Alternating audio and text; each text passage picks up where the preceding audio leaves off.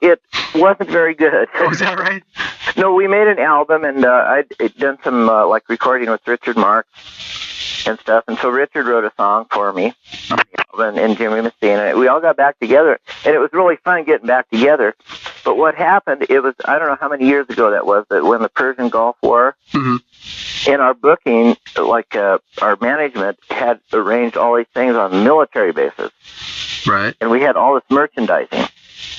And when we got there, all the troops were like in the Persian Gulf. So it was like empty crowds. Wow. And then we played a few more things, and then all of a sudden it's like I ended up paying a bunch of money for merchandising rather than making money on it. And we made a record, and I thought the record was real good. But I remember, and then Richie had a problem with, he's like a minister, like in Boulder, Colorado. So we first went out, and Jimmy and I had to change our lyrics, like on Hearts on Fire. I had myself a tall one waiting in the bar. I didn't want to leave here till I had her in the car, and had her in the car got Richie because he thought of it as like, I guess, screwing a girl. And I had to respect Richie, so I changed the lyrics. But one night we played in Toronto, and all of a sudden the crowd was so good, and you just like you sing the regular lyrics. And Richie got kind of upset about that. And then Jimmy Messina couldn't sing I Had Her in the Backseat, you know, on like his song. And Richie finally got frustrated with that because we weren't singing the right kind of lyrics, and so he finally left. And then we finished the tour, but, you know, I didn't make a penny.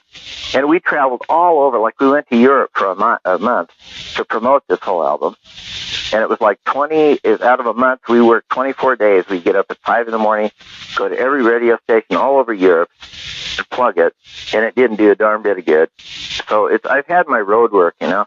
I'd seen Rick, it was maybe about 8 months before that happened. Because at the time, I wasn't married, and his girlfriend and my girlfriend were friends. And so we got to see Rick, and we went out a couple of times and did some things. And he was just, all I can say is Rick was a great guy. And really funny, just really good to be around, man. Really good person. You know what I heard more about him than anything else? The fact that, you know, he'd been in show business all his life, and he was still a regular guy. You know, it's very easy, approachable. Exactly, that's what I was trying to say. He was always just Rick Nelson, just a guy, and he was real fun, and I just couldn't say enough about it. Yeah, he could have been a casualty so easy, and we've seen it in TV and talk shows so many times that people who have gone through what he's gone through, and I know we all go through, like I said before, the tunnel in different ways, and we react to it differently, but it's amazing that he was still who he was, you know? Yeah, he was just a good guy. I love the man.